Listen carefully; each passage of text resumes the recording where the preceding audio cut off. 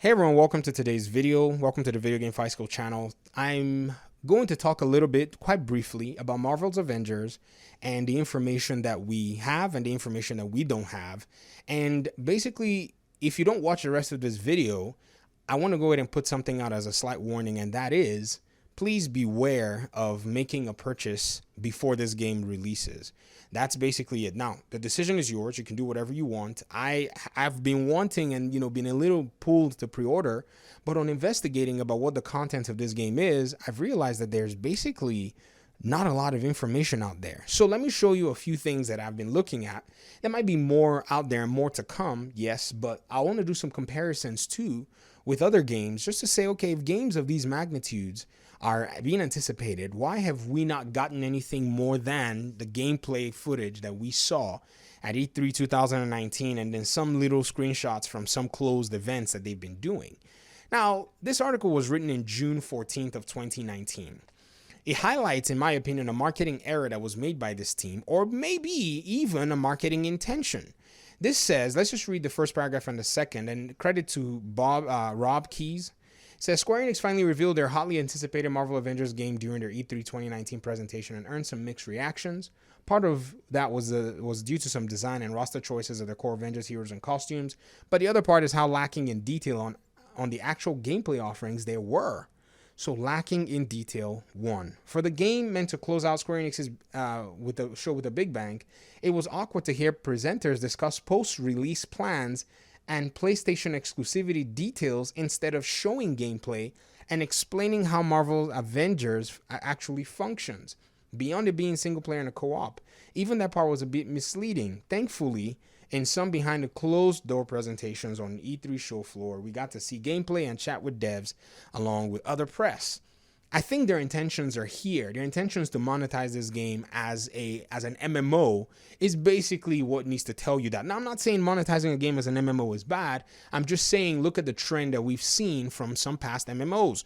Look at Anthem, an IP coming to the market done by a company that's basically pulling more weight than Square Enix, and they dropped the ball on that project. I fear that this game might still be in some real deep development and might not be ready to show. I might be wrong, and I'll be happy if I'm wrong. Actually, if the game is ready, I'll be happy to jump right in and play the game.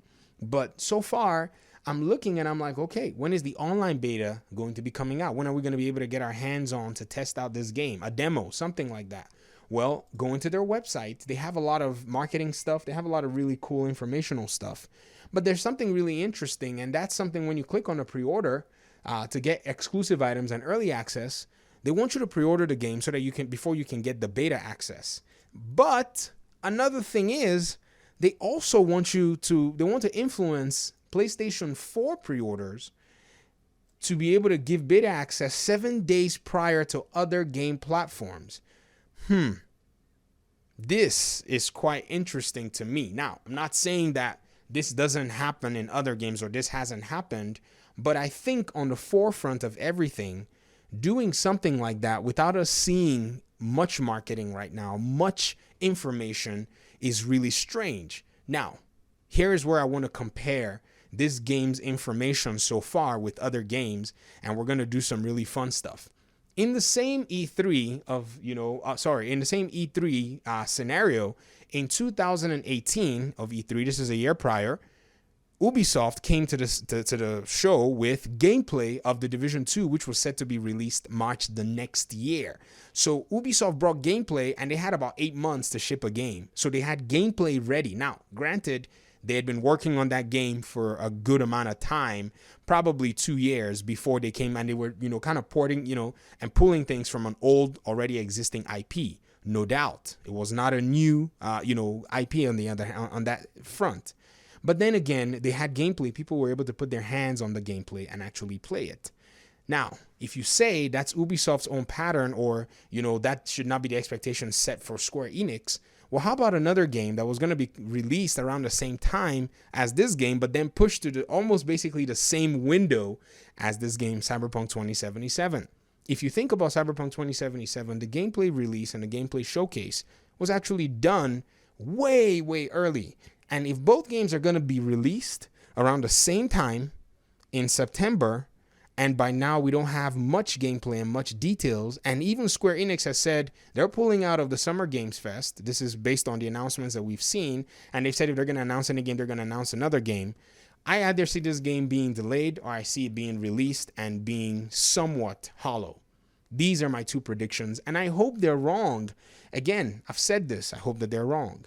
So before I will put any kind of commitment to this game, I'm just hoping that they show something that's really concrete and something that can really attract a community of, superhero gamers. And I just hope this doesn't become another flop, because that's one of the big fears in today's industry. Marketing and all this stuff and deadlines, and developers crunch to put these games together, and sometimes they're just not ready. I'm hoping that if the game is not ready, that we'll at least know that the game is not ready and that they'll take their time to finish it. Anyways, that's basically my video. Let me hear your thoughts in the comment section. I appreciate your time and audience. Thanks for watching the video, and I'll see you guys hopefully in the next one. Peace out.